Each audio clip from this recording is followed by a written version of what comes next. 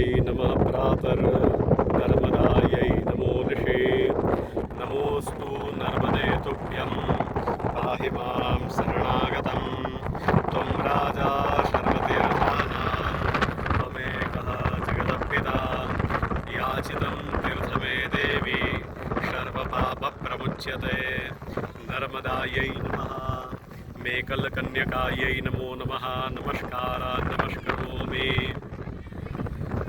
गंगा दशहरा महोत्सव चाली રહ્યો છે।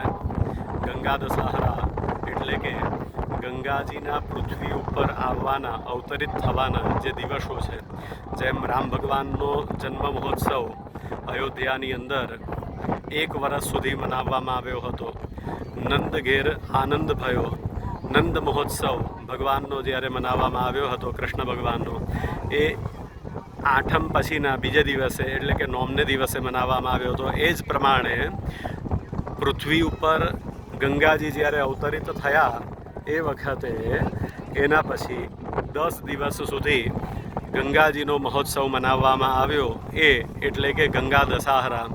ગંગા દશહરા પર્વ ચાલી રહ્યો છે ત્યારે ઐતિહાસિક ઘાટ સામે જે દેખાઈ રહ્યો છે, ધજાઓ ફરકી રહી છે, એ જે ઘાટ છે એ મલ્હારરાવ ઘાટ, ચાણોદનો સુપ્રસિદ્ધ ઘાટ મલ્હારરાવ ઘાટ સામે દેખાઈ રહ્યો છે।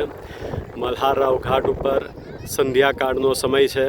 સંધ્યાકાળના સમયે આરતી, પૂજા ઇત્યાદિ અર્ચન થઈ રહ્યું છે। એ સમયે નર્મદાજીનો સામેનો કિનારો એટલે કે આ પોઈચાનો ઘાટ છે, પોઈચાનું આ ભાઠું છે। નર્મદાજીના દર્શન।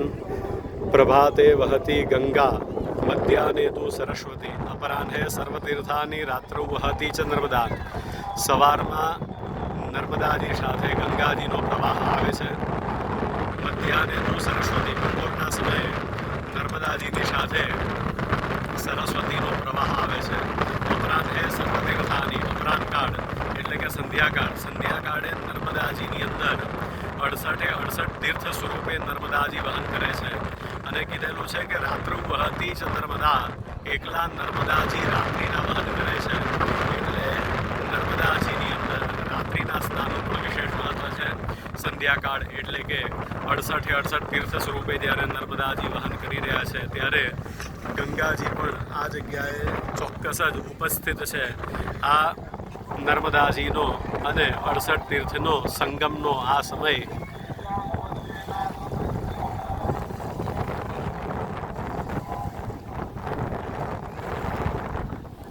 સબિંદુ સિંધુ શુષ્કલક્તરંગ ભંગ રંજિતમ દ્વિસત્સુ પાપ જાત જાતકારિવાર સંયુતમ કૃતાંત દૂત કાલ ભૂત ભીતિહારી વરમદે ત્વદીય પાદ પંકજમ નમામિ દેવી નર્મદે। નર્મદાयै નમો નમઃ મેકલકન્યકાयै નમો નમઃ। પ્રાર્થનાપૂર્વકં નમસ્કારાन् નમસ્કરોમિ।